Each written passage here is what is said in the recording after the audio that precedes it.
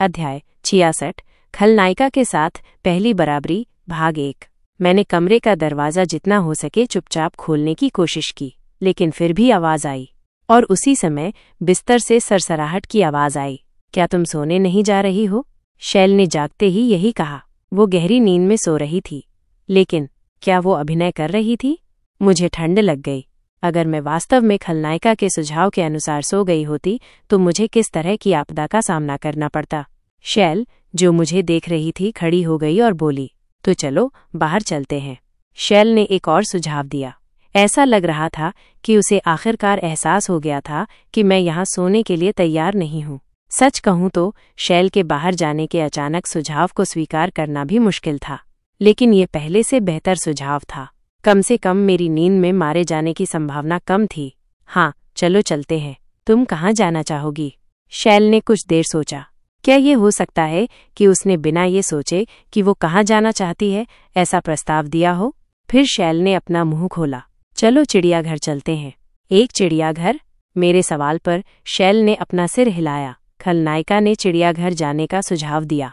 सच कहूँ तो यह एक ऐसा प्रस्ताव था जिसकी मैंने कभी उम्मीद नहीं की थी कि वो कर सकती है। मैं घबरा गई थी, लेकिन फिर भी शैल का पीछा किया। शैल एज़बेल परिवार के टेलीपोर्टेशन क्षेत्र की ओर जा रही थी। यह हर जगह टेलीपोर्टेशन जादू के घेरे बने हुए माना से भरी जगह थी। हम कुछ ही समय में टेलीपोर्टेशन क्षेत्र में पहुंच गए और उसी समय शैल ने किसी चीज पर भौहें चढ़ा लीं।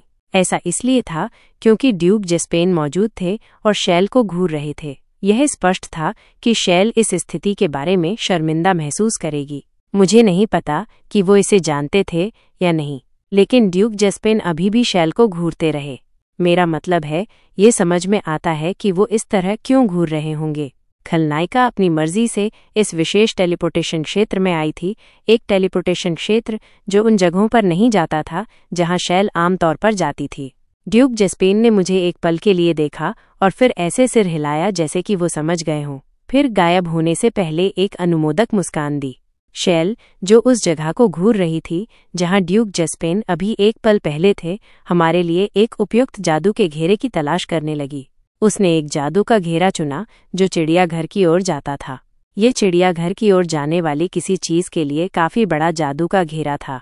सोचो तो अफवाहें थीं कि ड्यूक जेस्पेन एक महान रोमांटिक थे। चिल्लाते हुए जागे हुए चिड़ियाघर जाना बहुत पसंद होगा। उसकी बदौलत मुझे लगता है कि हम चिड़ियाघर में अधिक आराम से जा सकते हैं। शैल ने जादू के घेरे को सक्रिय किया। फिर इससे पहले कि मुझे पता चलता, शैल और मैं चिड़ियाघर में थे। तो तुम कौन सा जानवर देखना चाहती हो? मैंने इसलिए आने के लिए नहीं कहा क्योंकि मैं कोई जानवर देखना चाहती थी।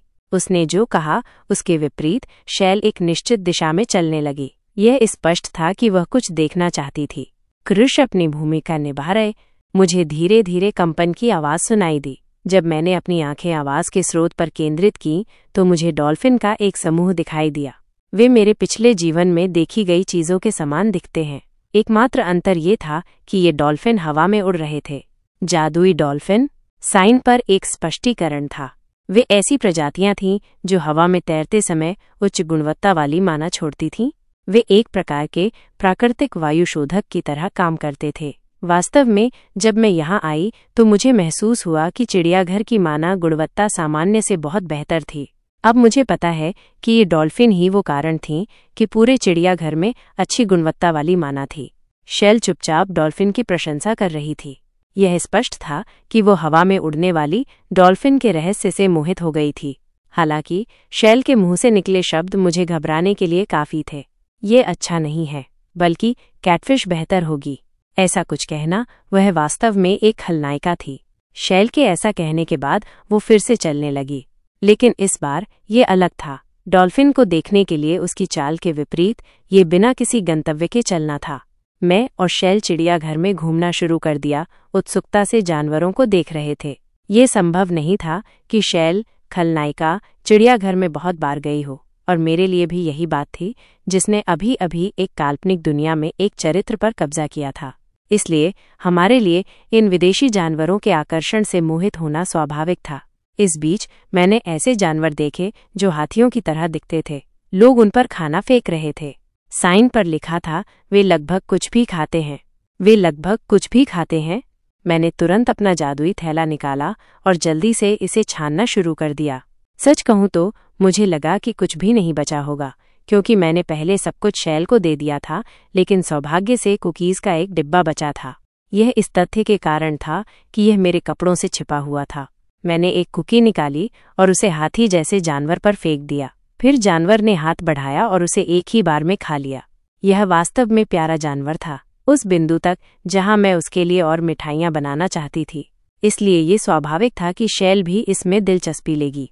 चाहे वो कितनी भी बुरी क्यों न हो, उसे भी इसकी क्यूटनेस का आनंद लेना चाहिए। शैल ऐसा लग रही थी जैसे वो खुद कुकीज़ खाना चाहती हो, लेकिन मैं शैल को उन सभी को खाने नहीं दे सकती थी। कृपया इसे लीजिए, मैंने कहा, शैल को एक कुकी देते हुए। कहानी जारी रहेगी।